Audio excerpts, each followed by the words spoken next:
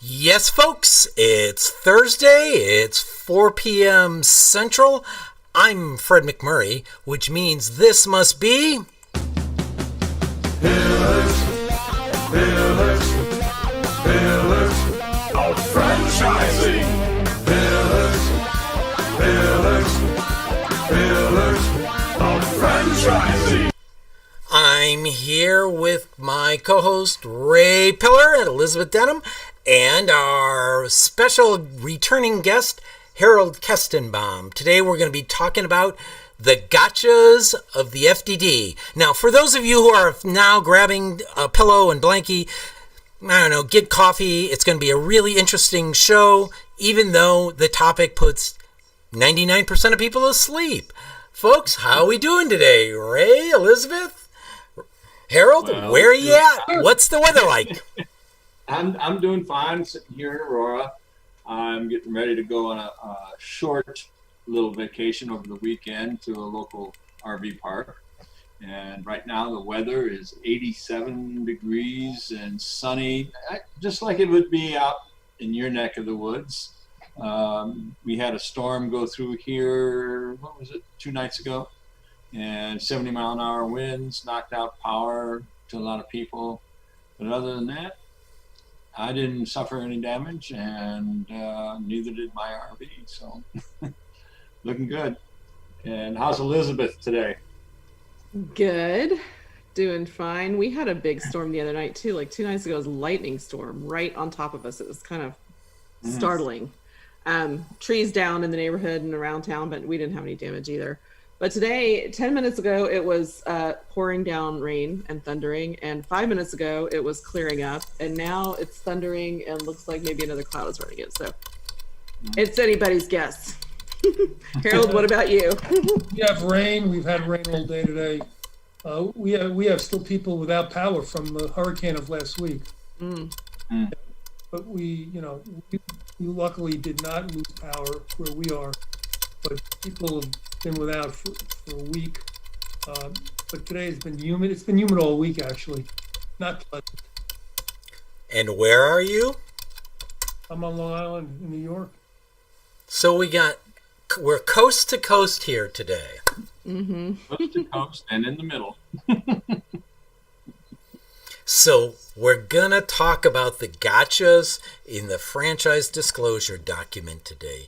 And this topic was prompted by people I've been talking to asking about FDDs, and some of them were legal questions, so we're going to get into that. But Harold, what is a franchise disclosure doc? Why is it important? We're going to go with a simple question. All right, sorry.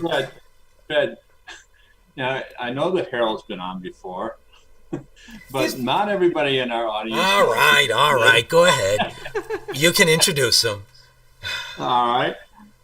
Harold is, I'm going to read it, okay, because I'm not very good at these things. And Elizabeth, correct me if I leave anything off. Harold L. Alrighty. He's a member of the Spadia Lignana Law. Lignana. And he brings decades of experience in the franchise industry, and he is located in Melville, New York. Okay. Harold is a member of the American Bar Association's Antitrust Section, the Antitrust Section's Forum Committee on Franchising, and the Subcommittee on Franchising of the American Bar Association's Corporation Banking and Business Law Section. He is the founding member of and past chairman of the New York State Bar Association's Franchise Distribution and Licensing Law Section, and he currently serves as chairman for the Education and Seminar Subcommittee and was a member of the International Franchise Association Supplier Forum Advisory Board. He has won numerous awards, including being named among the top 100 franchise lawyers in North America by Franchise Times, and being named one of the 3 best franchise lawyers in New York metro area by New York Magazine. Welcome, Harold. Thank you very much. Appreciate that. So you just proved he's a smart guy, and that's why we had him on the show. Okay. Yeah. Well, franchise, I guess you want me to give you the history of the FDD if you want. You got a few minutes to do that? We got a few. Yeah, we got a few. For people out there who don't know what it is. I can go back to I guess you can go back to 1971 when California was the first state to promulgate a franchise disclosure and registration law. And they required franchisors to have a document. In those days, it was called a Uniform Franchise Offering Circular, UFOC for short. Yeah. And, right. and that document spelled out 3 different areas that a franchisee needs to know about and a franchisor needs to disclose about.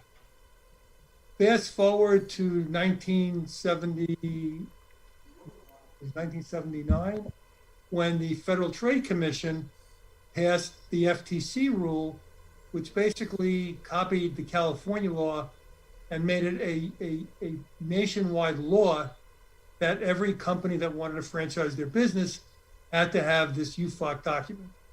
Now, unfortunately, today, we wish that back then they had a uniform filing system like they have for Securities and Exchange Commission, where you file a prospectus there and you don't have to worry about the rest of the country. The FTC didn't do that. It left it to the states, like California, to pass their own state statutes. Big mistake. Yeah, well, exactly. I guess the good news is that not every state did that. And in fact, the last state to do that was my state, New York, in 1981. And there are currently 15 states out of all of the states that require such a registration. Then there's been some rule changes. And then in 2008, it did a basic overhaul of the UFOC, changed the name, and now we call it a franchise disclosure document, or FDD. It changed some of the content of the items, but basically left 23 items in the document that a franchisor has to address in order to be compliant. So that's the document that we now use, and that's the document we're talking about today, as opposed to back in the 80s and 90s when it was called the UFOC. And it brings you up to date. Elizabeth, before I come up with my question, I'll let the lady take a shot at it. So, since we just went over the history of it, if you will go over the process of how it is introduced in the process of a potential franchisee connecting with a franchisor, is it, where do they see it in the process and what should they be looking for? Well, in 2008, I think the biggest change was when this has to be given to the franchisee.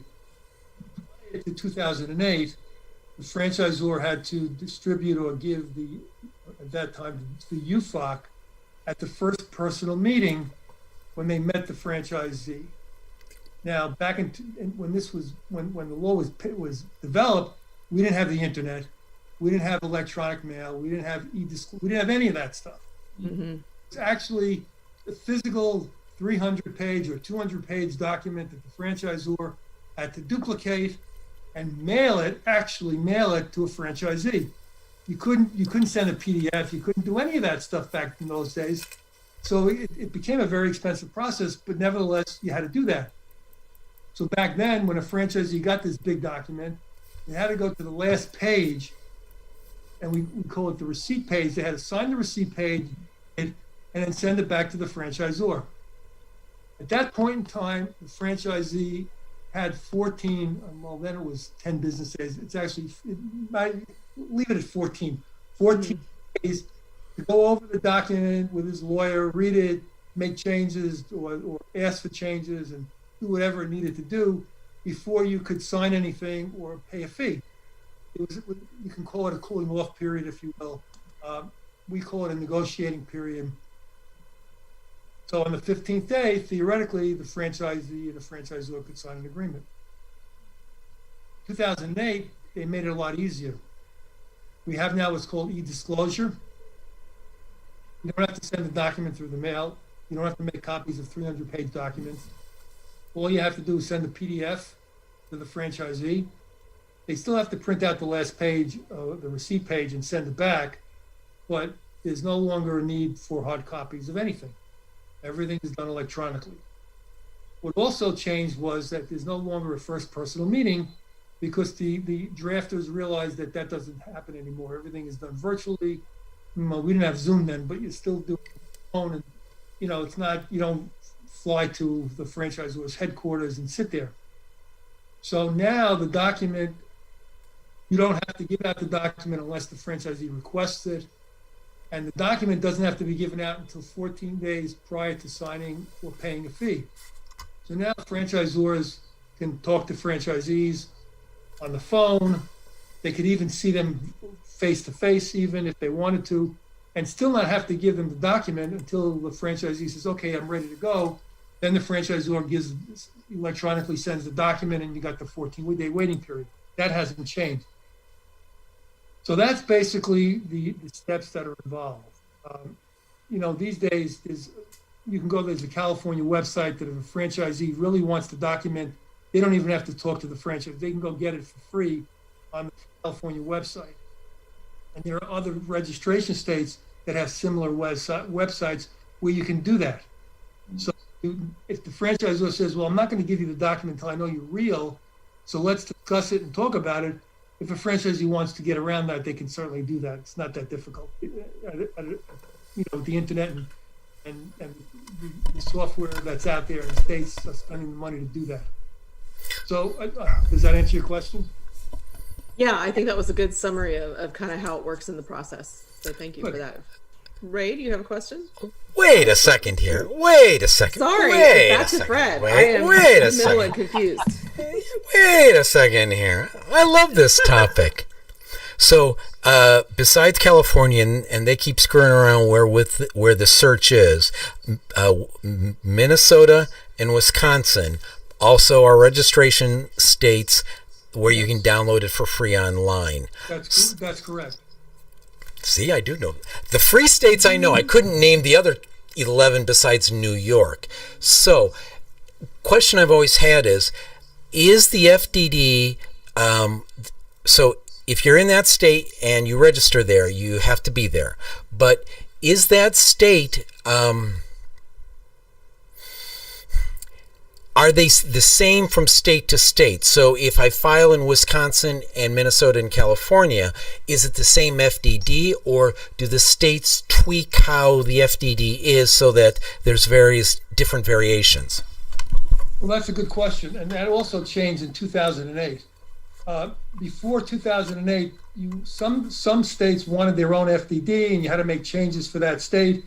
And it became very cumbersome, and some franchisors had multiple FDDs for different states, and it became very expensive and very burdensome. So in 2008, when they amended the rule, now the states say, okay, well, let's use one document, but if you come into our state, a registration state like California, you have to do an addendum that picks up the California nuances to the California state law.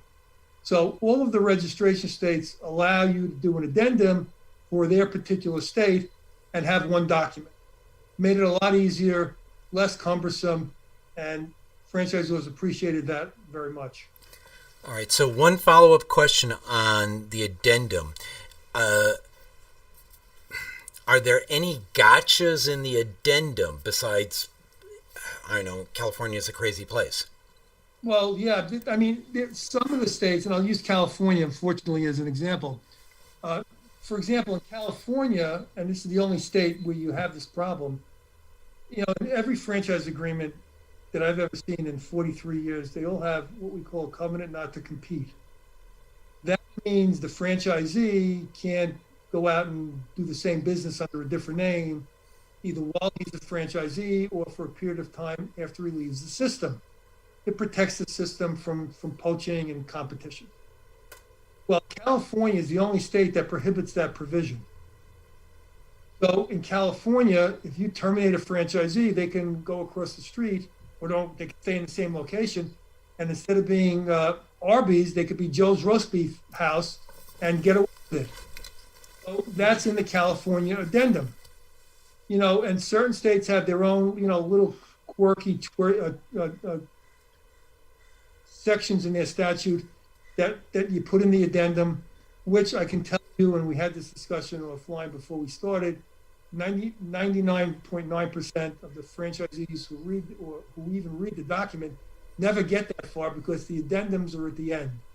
So they probably never even see what they say, and maybe they have a lawyer who's getting paid enough money to read the whole damn thing, but other than that, they'll never know on each state addendum. And that's the fact. Awesome. Ray, take it away. Now you can. Okay. Well, sort of based on the title of the show today, what items, I'm sure there's several, in the FDD that a franchisor can tweak and cheat and, not possibly say the right thing that a prospective franchisor should look out for? Well, I don't like to use the word cheat. I'll tell you that the purpose of the FDD is full disclosure. And if you leave out things that are required, you open yourself up to a potential lawsuit because the franchisee, if they fail, they'll find a lawyer who will say, oh, wait a minute, you left this out. So, for example, in item 8, if you have rebates that you get from suppliers and you don't put in that amount, and what percentage that is of your total revenue, that's a problem, and you're going to get nailed by it. Well, first of all, if you go into a registration state, they're going to pick that up right away. Yeah. The good news about the registration states is they serve as sort of a backstop where if you leave things out, whether intentionally or unintentionally, you're going to get a comment letter from those states saying, oh, by the way, you left this out, you got to put it in or else you're not going to get registered. Mm-hmm. So for the franchisor, the sneaky franchisors, I don't like to use that word, but I'll use it, who think they, yeah, if they're only in non-registration states, they probably will be able to duck around the law until there's a lawsuit, then they're going to be in trouble. But if they go into a registration state, they're never going to be able to get away with that because these state examiners, they go to the extreme. Not only will they pick that up, but they'll also say, oh, by the way, there should have been a comma there. You got to put a comma in. Oh, there's a spelling mistake. And you'll get comment letters that are both substantive, like in your example, or absurd, which is, oh, there's a grammatical error, or there's a typo that you have to switch and change. So that's what you get with the states. So that means there's at least one person in each state that's actually reading the FDD. Oh, yeah. Yeah, each state has their own group of examiners, and they do read them. No question. Yeah. Which is the other problem. It takes weeks to get registered in most of these states because the examiners are so backed up and they have so little help because there's no funding that it could take, in the state of Maryland now, it could take 3 months to get registered. Mm. It could take 6 months.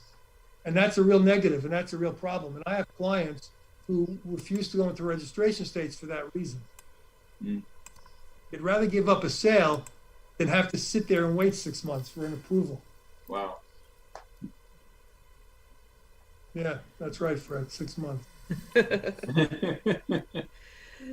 So in the spirit of full disclosure, there are requirements to show franchisee failures or statistical things like that. How do you present that information as a franchisor without scaring off prospective franchisees?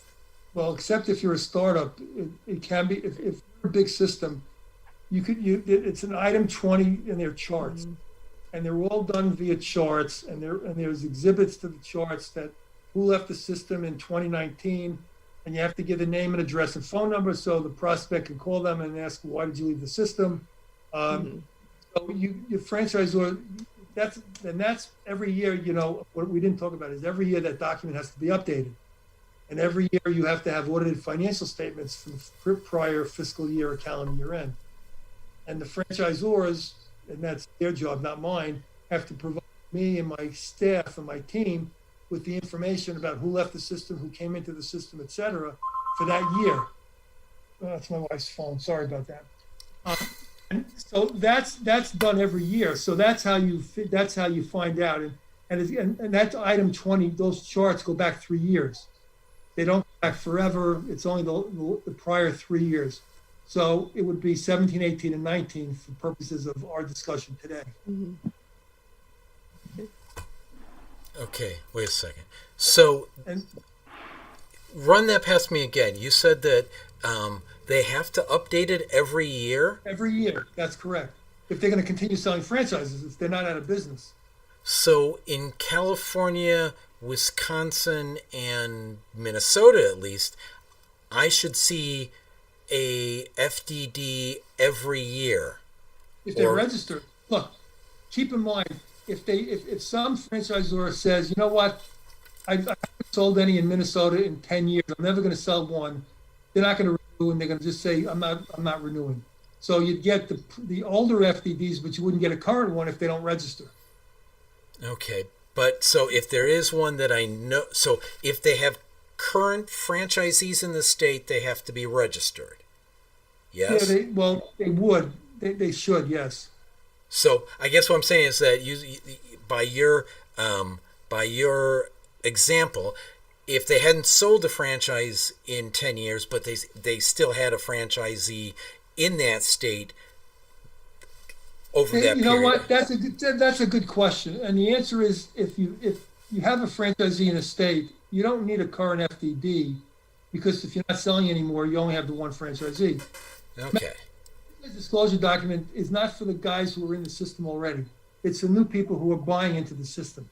If you're not selling in a particular state and you have somebody there for 10 years, if he signs he wants a second unit, that's an exemption in most states because he's an existing franchisee. He just signs the same franchise agreement. So you don't have to re-register in that particular state. But the reality is franchisors will register anyway, because if there's one in the state, there may be one coming down the pike, and they don't want to, oh, by the way, we didn't register in Minnesota again. We have to do that now. When is it going to be done? So you kind of get ahead of the curve and say, okay, if you have a franchisee in Minnesota, there may be one, a buddy of his may want one. So yeah, we'll refile. Okay. See, everyone, you're learning so much about the franchise disclosure doc. Even I am. So at this point, we're going to take a break from the exciting fun and go do some commercials, and then Ray can come back with the next scintillating FDD question. So until that point, I want to remind our listeners that you can call in at 323-580-5755. That's 323-580-5755. And Heidi will put you in the green room and see what your questions are. So you can dial in there. You can also chat on the websites, and you folks that are out there, send your questions. And now, want a reminder that Caffeinated Connections is on Tuesday mornings at would be 10:30 a.m. to 11:45 a.m. Eastern Time, and they've added an interesting little speed networking component to the question of the day. And now, a word from another sponsor. Hey, franchise owners. How's your local marketing? Do you feel like you could use some help keeping up with your social media posts and comments, views? Do you wonder if you could be doing more to attract local customers? Are you able to identify new move-ins to your local area? At Westvyne, we help franchisees like you reach more local customers through digital marketing. With daily monitoring, creative content, and ad placement, and customer data intelligence, we'll get your business in front of the people who want your products or services. We also work with franchisors who need an agency to handle the digital marketing for all of their locations. If you're ready to reach more local customers, give us a call at 805-265-5440 or visit us at westvyne.com. That's 805-265-5440 or westvyne.com. And we're back with Harold Kestenbaum, enlightening us on the intricacies of the FDD, or the greatest known cure for insomnia that mankind has ever designed. And now we've learned that many states have their own variety of insomnia cure. Ray, take it away. Speaking of enlightening, I think one of the more enlightening items in the FDD is the legal actions from the franchisor. So I guess my question to Harold is, to what depth does the franchisor have to go to, and in what time frame do they have to mention all the legal actions that are taking place with that franchise? Good question. That would be item 3. And not every litigation that a franchisor involved with has to be disclosed, and some companies don't realize that. So, for example, if the franchisor has a landlord-tenant action, that's not disclosable. If the franchisor is sued for negligence, somebody slips and falls in the front of the company-owned restaurant, that's not disclosable. What is disclosable are lawsuits brought by franchisees against the franchisor, or counterclaims brought by a franchisee against the franchisor, and typically would be fraud, breach of contract. The state brings a regulatory action against the franchisor for selling a franchise without being registered, for example. That would get disclosed. Arbitrations, where a franchisee brings an arbitration against the franchisor for fraud or breach of contract, that would be disclosed. States like to see that litigation in the document for at least 7 years. Oh, wow. Yeah, or a couple of states say 10 years, but if you registration state and the state doesn't say 10, it's 7. And if the case is settled, okay, and the franchisor wins or doesn't have to pay anything or has no liability, you can take the case out. But if the settlement and the franchisor has to fork over money, that settlement stays in for the same amount of time. Oh, wow. So that's very highly enlightening. Yeah, I mean, look, you take let's use the big boys. Subway has an exhibit with 32 pages of lawsuits. You know, the bigger you are, the more franchisee lawsuits that you're going to have, and the little ones have very few. Now, if the little ones have a lot, then that's a red flag that anybody wants to take a look at. Sure. You know, the big ones, look, they have 35,000 franchisees, you're going to have lawsuits. Yeah. You know, that's just the way of the world. Same with McDonald's. But if you're a new franchisor, you have 5 units and you have 5 lawsuits, then you got to scratch your head if you're a buyer. Yeah, but the lawsuits also, the type of lawsuit that's going on is very revealing as well, especially if you see a lot of the same type of lawsuit. Sure. Yeah, it does. You're right. And you know, look, the franchisee lawsuits run the gamut from, you know, you committed, you told me I would make $1 million and it's not in your document and I made $2, you know, or the franchisor doesn't perform under the agreement, they didn't do this or that, and the franchisee is now complaining. Look, my advice to my clients is try to settle it before it gets to the litigation stage. Sometimes it's worth it just to get rid of the franchisee. A friend of mine who owns an 800 or 900 chain franchise company has a philosophy. If a franchisee is not happy, find a buyer and get him out of the system. Mm-hmm. He's been very successful over the years doing that, and they have no litigation. So, look, it's not always the franchisor's fault. If you have a bad franchisee, that happens. So get him to sell and get rid of him. Yep. So is there a threshold? Like, you mean, clearly the size of the franchisor matters in terms of looking at numbers of litigations that they're involved in. But as you get larger and larger, and I think Ray's point was good about what kinds of litigation are going on if they're, you know, not adhering to the agreement, if it's a contract violation or whatever. But when do you start to question, especially on the larger scales? I mean, there are certain numbers of lawsuits, and anybody in business knows this, that are normal. So when do you start to worry if you're someone looking into a larger scale franchise? Well, if you're looking to buy a franchise on the scale of a McDonald's or a Subway or Burger King or a system like that, you have to expect that there's going to be lawsuits because there's so many franchisees. And they've been around forever. You know? Right. it's the smaller systems where they have multiple litigations that you have to start to scratch your head and finding out, why is this? What's going on here? The big ones you assume, and you know, when you're a franchisee attorney and they want to buy one of those franchises from one of the big chains, you basically say, look, this is what it is. It's the cost of doing business, and the franchisors know that, and they deal with it. So my question is this. So what about corporate employee lawsuits?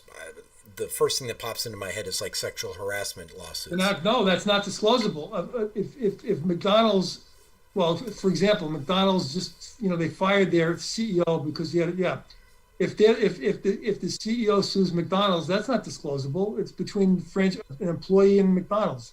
There's no franchisee involved, so it doesn't matter. You could have 100 of those and they wouldn't be disclosable.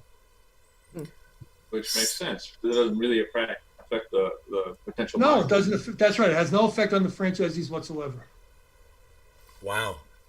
In my head, I would think that would seem to indicate mismanagement at the executive level, and that's not disclosable. Only if it's so any lawsuit has to be between the franchisee and the franchisor to be disclosable, assuming franchisor lost. Yeah, right. If they lost, or if it's pending, if it's a concluded lawsuit and they win, it doesn't go in. It's settled. It's out. Okay. Wow.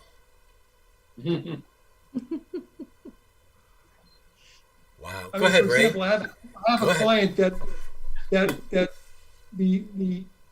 had an issue with the United States Department of Labor. That's not disclosable. I mean, they didn't allege any fraud, and it wasn't a franchisee, and had to do with overtime for employees. It's not disclosable. Huh. That's a big one. Yeah, go ahead, Ray. That's wow. That's stunning. Well, I think my next favorite item is the list of current owners of franchises and former owners. What can a potential buyer get out of that list? Well, let's take the list of former owners. You only have to go back for the last calendar year. So, in other words, if you have 10 franchisees who left the system in 2019, we'll use 2019, then you have to list each one of them and their name, address, and their current phone number. The purpose of that is so that a prospect, if they go to that list, they can call each one and find out why they left the system. Were you unhappy with the franchisor not do what they were supposed to do, or whatever. But if you're not required to go back beyond 1 year. So, okay. Franchisees who left the system in 2019 is zero. It doesn't matter that 500 left in 2018. You don't have to close them. Okay. Now, that'll come up in the charts, okay, because you go back 3 years on the charts. Uh-huh. It wouldn't come out on that list of 1 year. Yeah. So the numbers would show that, Right. the prior year that Sure. they lost a lot of franchises. That's right. It would. Yeah. I find that very disclosing, I guess, is the best word, is to talk to former owners of the franchise. Go ahead, Elizabeth. So in terms of marketability and the use of the FDD as a tool for that, what advice would you give to franchisors, especially newer ones, in terms of making it franchisee friendly, not getting too complex, that kind of thing? Well, that was another thing that the 2008 amendment, prior to 2008, they were very legalistic and very cumbersome, and it would be only lawyers would be able to decipher what it Right. So in 2008, the FTC said it's got to be in plain English, and the states follow that. The registration states will call you out if you use therefore and heretofore and linguistic words that lawyers tend to use. to say that the FDD is a marketing tool, I think kind of exaggerates a little bit. Yeah. It's in there.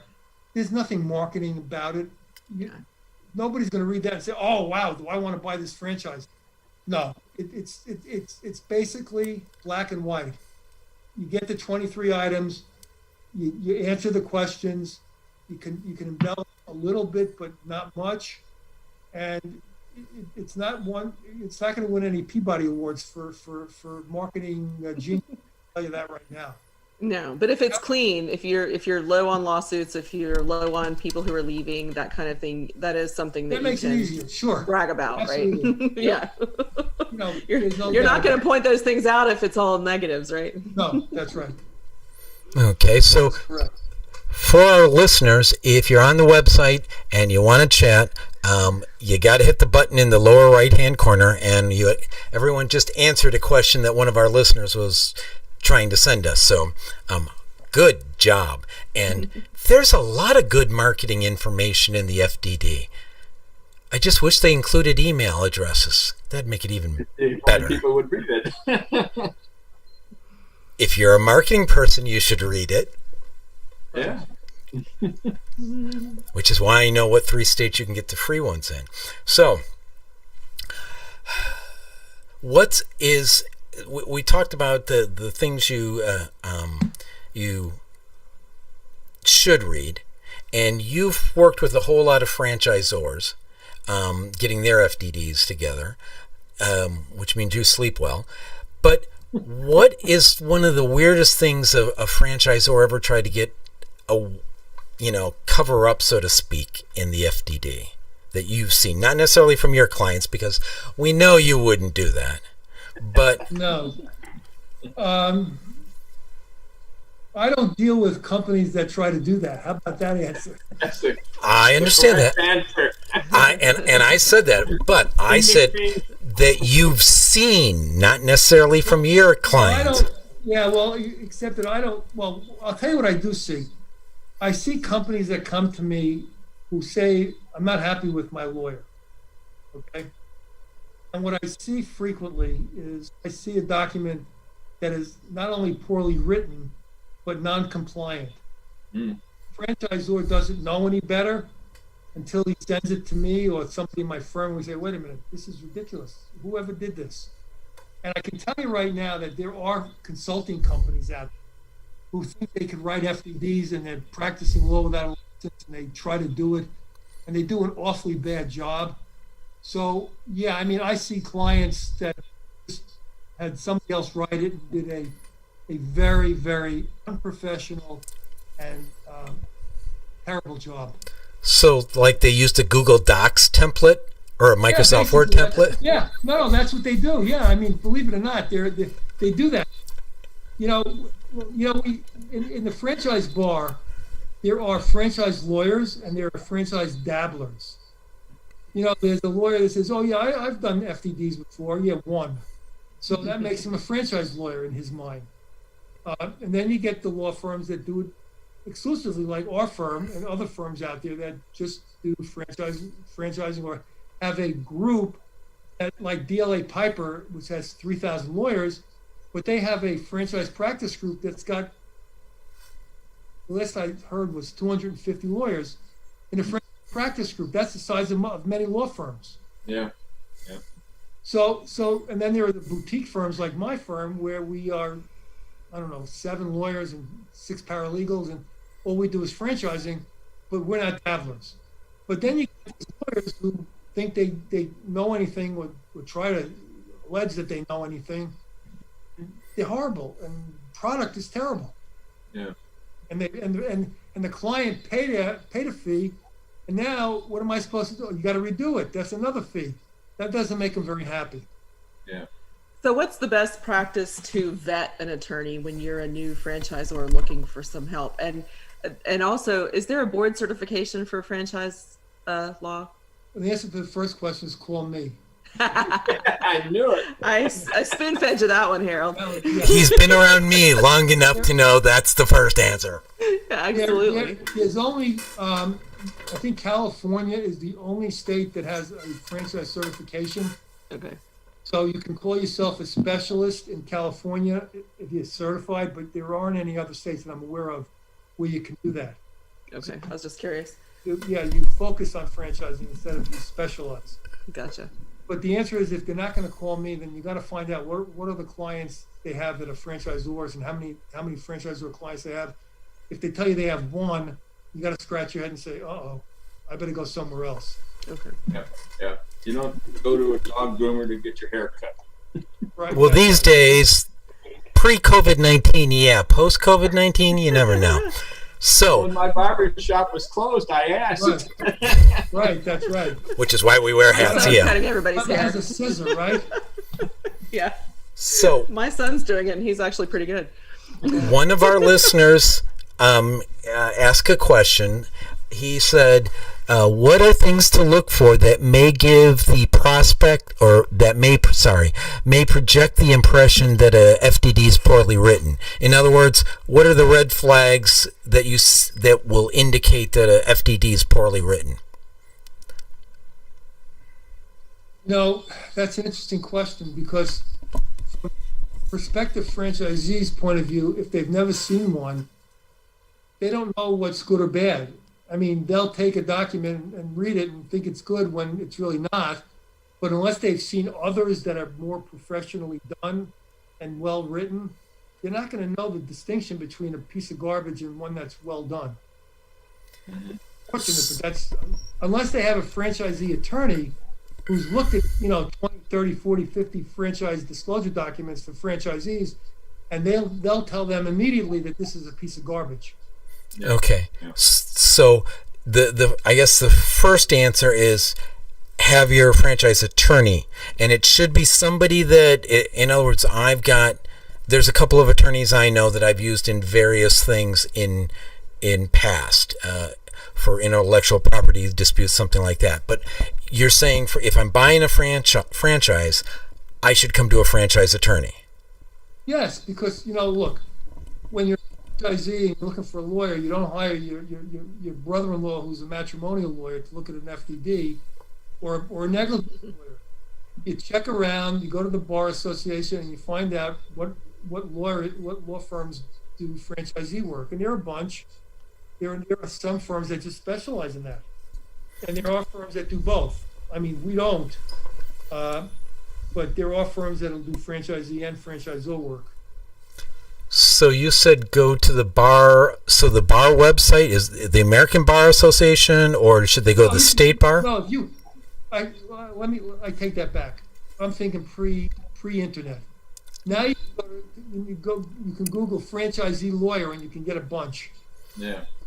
Okay, I like the idea of the bar. Yeah, but the bar would be so much easier. Google's even better than the bar. Yeah. It's easier. You can do it on your phone. Can't do that in the bar association. Fair enough. Any other questions there? Well, yeah. The other question I was going to do. So I think the first response is to talk to a franchise attorney.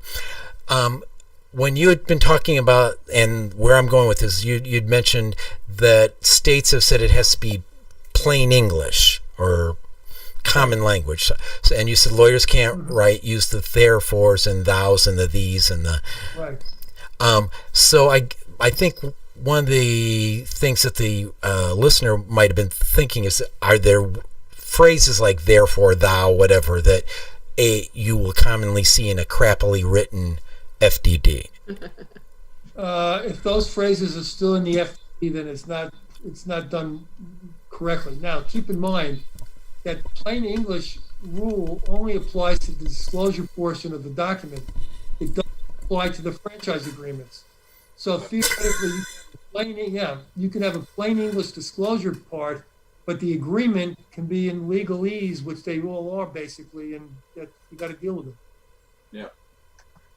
All right, so with that moment, we'll take another break and then come back for, actually, is what's turning into one of my favorite episodes, which means I have to be one boring. The Franchise Woman is a bi-monthly digital magazine that empowers women as they navigate the franchising industry by providing relevant news, tools, advice, and inspiration. We are a resource for women who are seeking to own their own businesses, improve their existing businesses, find creative solutions, and take advantage of franchise opportunities. We feature women in the business who best exemplify our ideals and have something to teach our readers. In addition to our exclusive articles relating to the female entrepreneur, we also feature brands that are geared for women. Women have become the fastest growing sector in business ownership and have become a powerful, influenceable force fueling the economy. The Franchise Woman will give you the news that is relevant to you to help you navigate the path of successful franchise ownership. By women, for women, and about women. We are the Franchise Woman. Join us today at www.thefranchisewoman.com. And we're back.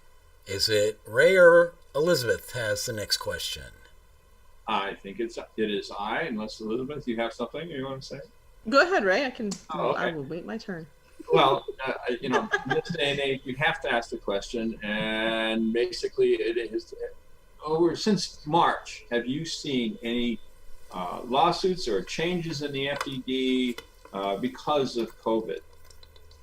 Well, yeah, I can go into we can do a whole new show on how the COVID has impacted franchising, but there are states, particularly Washington and California, that we didn't get into each item of the FDD because we're running out of time, but there's an item 19 in the FDD. And that's a very important item if you're not a startup or if you have existing franchisees. Franchisors have the option of putting in sales and P&Ls and all kinds of stuff regarding the operations of franchisees and company-owned units in item 19. Now, states are saying you've now got to put a disclosure in there that 2020, your numbers may not be what they were in 2019 or before as a result of the coronavirus, and you have to disclose that. So the franchisee now, look, everybody and their mother would know that that's probably going to be the case anyway. How many, except for a few industries, are the numbers going to be as good as they were in 2019? I can give a few, but not many. So there is a disclosure, and I'm most of my clients, even if they're not in those two states, should put in a disclaimer that the numbers in 2020 won't reflect what they were in the years before because of COVID-19. Now, in terms of the franchise industry in general, look, they're hurting. Franchises are going left and right. I mean, in New York City alone, I have a client that lost every single franchisee that they had in the city. They just shut down, and they're not going to reopen. You know, they're in the personal care business. That's an industry that got hit as hard as any. And the same with gyms, they are getting hammered. Now, on the flip side, I have food clients that are doing better than they did last year because they're doing takeout and delivery, and nobody's cooking, and people are running out of things to cook, like my wife. So you get a delivery or pick it up at the curbside. So there are companies that are doing pretty well in the pandemic. Not all, though. Mm-hmm. Yeah, it's quite an imbalance, unfortunately. It is. Mm-hmm. Now, let me interject something, because in case you want to ask me, Fred, what's my prognostication for franchising in 2021? Go ahead. And I have to tell you, I think that it's going to be great, and I'll tell you why. And I don't use that word like somebody else we know who lives in the White House. But I use this word because unlike the recession of 08 and 09, where money was tight, interest rates were high, and you couldn't get financing if you stood on your head, now there's more money than you can shake a stick at. Yeah. And the people who are now unemployed, who want to go into their own business because they don't want to get laid off again, now can borrow the money at very low interest rates. Mm-hmm. And I think that the companies that I'm seeing now, the new ones that want to franchise, are looking at Q4 and Q1 of next year, and they're going to be out there selling franchises because there's going to be a lot of buyers out there looking to open up their own business. Mm-hmm. Plus, there's going to be a lot of real estate of the ones who closed, and now the landlords are going to give good deals to these people because they want to rent space. Mm-hmm. So I'm looking at some good times in 2021. Yep. It should be a good year, as long as we don't get hit with. Unless this is the start of the zombie apocalypse, and then we're all meat. Go ahead, Elizabeth. I was going to say, is that leading us into the down the rabbit hole question? Or one There are more? those who would say that we've been down the rabbit hole when we're talking about FDDs. Yeah. Yeah, I'm not quite sure.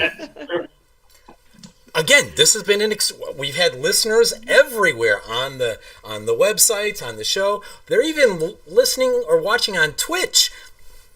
Wow. This is an exciting topic. Yes. Maybe, Who would maybe think? I'm a great speaker. Who would have thunk?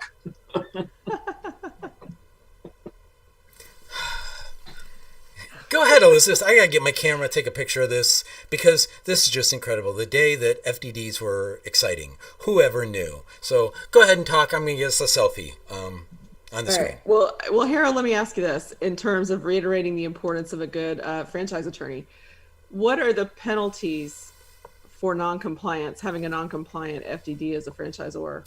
Okay. Well, unfortunately, on the one hand, the FTC doesn't do anything, and complaining to the FTC is a waste of time if you're a franchisee.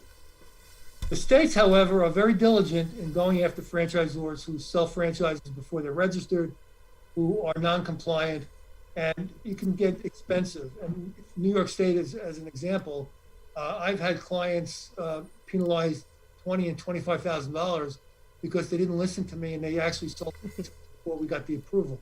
Mm-hmm. So clearly, the states are very diligent and will hammer people, franchisors, if they don't comply or if they do something that's non-compliant and the state finds out about it.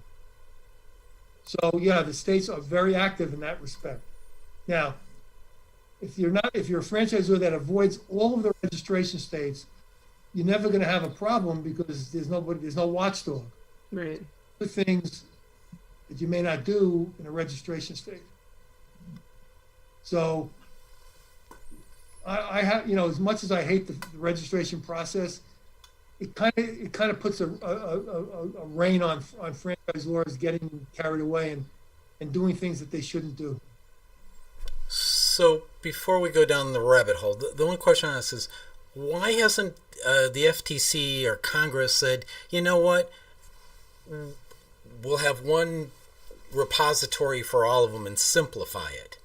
Yeah, well, we like that, and most franchise lawyers have advocated for that, but the federal government doesn't want to get involved. That's why they've deferred to the states to do that. I would love it. I mean, every client I have would love the same thing. File in Washington like they do a prospectus when you go public, and then you file a form in each state letting them know that you're doing it, which is the blue sky laws, and that's all you do.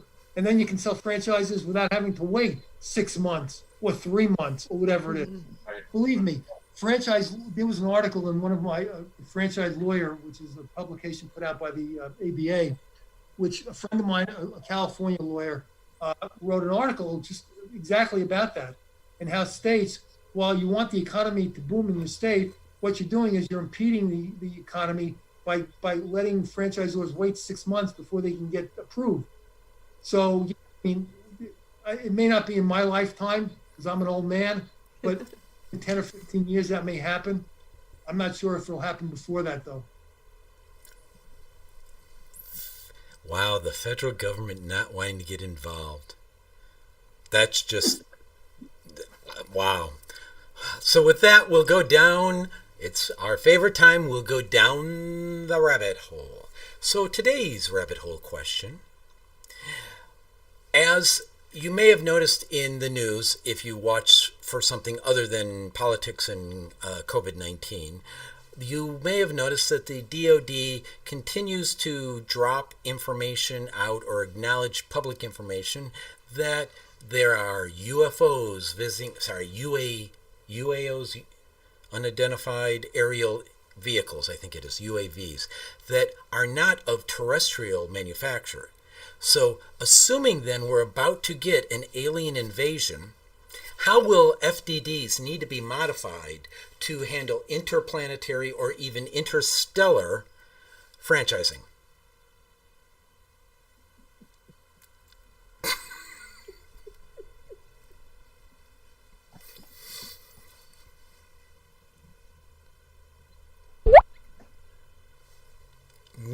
No answer, huh?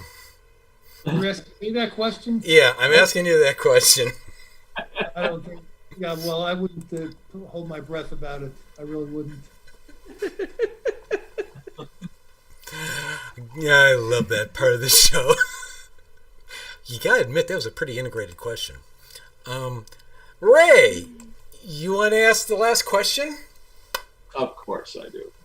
Well, I think it's pretty obvious from you being on the show a while back and now that if you're looking for a franchise, you need to hire an expert to look at the FDD or just to consult, what you're looking at. What is the best way, Harold, for people to get a hold of you? And of course, all your information will be on the Pillars of Franchising webpage. It already is. It currently is and may be updated. So what is the best way for people to get a hold of you, Harold?